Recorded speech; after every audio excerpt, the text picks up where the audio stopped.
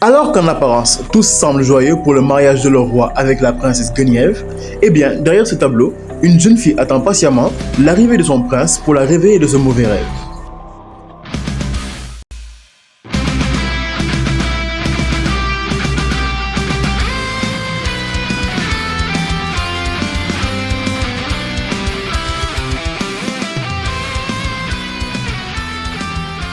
Bien le bonjour à tous, j'espère que vous allez bien, ici Spriganek.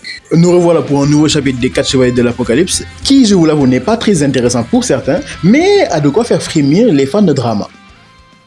Lors du dernier chapitre, Catpalug avait annoncé son mariage avec la jeune Guenièvre qu'il avait capturée pour s'assurer son service puisqu'elle est dotée d'un pouvoir divinatoire plus précis que Bartra. Aujourd'hui, le peuple semble célébrer cet événement, ils en sont même graciés pour certains par des amulettes offertes par leur seigneurie Arthur. Tiens, le regard de ce livre Amazon me semble familier. Je dois faire erreur. Ou pas, puisqu'il s'agirait en fait de Lancelot, grâce à sa capacité à se transformer et sa nouvelle technique 05, s'est introduit à Camelot et est en pleine distribution d'amulettes. Peut-être ensorcelé par Tétis, mais bon, il n'y a plus qu'à voir ce que ça va donner. Au cours de son infiltration, Lance tombe par hasard sur les parents de Guenièvre et sûrement derrière les chevaliers de son royaume. J'espère de par cette rencontre qu'il en apprendra plus sur Guenièvre et sur les intentions de Cat par rapport à elle. Par contre, si on me sort à la fin qu'il était jaloux des humains, qu'il recopiait leurs traditions et tout le tralala, pendant que Lancelot distribue ses amulettes, nos jeunes mariés ou futurs mariés, je ne sais pas encore dans quel temps ils sont eux, font montre de leur joie au peuple. Alors que derrière la scène, ils se font une guerre froide. Guenièvre le menace de ne pas la toucher, mais comme Cat est en position de force et puisqu'il tient en otage sa famille, il la prend au mot pour bien lui signifier qu'il ne craint rien. Encore pire lorsque plus tard, étant donné qu'il avait menacé de rendre l'âme, il lui promit de lui envoyer sa famille juste pour lui tenir compagnie. En bref, le mariage du siècle. Après cette expédition, Arthur enferme sa femme, ou sa condition de victoire, dans une tour, où leur dispute revêt un visage nouveau. Dans la provoque, comme à son habitude, Arthur tente un baiser. Je vais t'enculer à sec. Mais Guenièvre ne se laisse pas faire avant d'être à son tour menacée.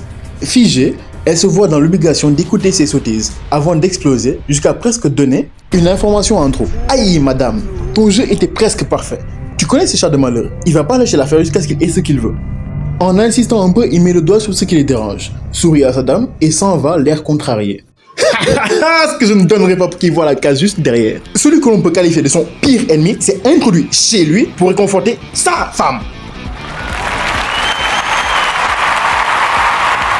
Alors là, le manque de respect, il est magistral. Attention, je ne soutiens pas la tromperie. Je ne sais même pas pourquoi je parle de ça, elle a 14 ans la meuf. Mais il faut avouer, il est bon, il connaît son kata. Il est fort, il est intelligent et dans tout ce qu'il fait, il a la classe. Comment tu veux lutter? Le type s'assoit à la table de Senjingu sans sourciller. Ok. Le chapitre se termine donc sur Guenièvre dans les bras de son amant. Mais ce n'est pas ce qui nous intéresse. Enfin, si, un peu. Mais le plus croustillant, c'est la bataille qui viendra après. Après tout, qui n'aime pas regarder un mari tenter de fumer l'amant de sa femme, ou vice versa? Surtout dans ce manga où héros comme ennemi se donne à 1000% pour le dulciné, ce qui n'est toujours pas le cas pour nos deux prétendants.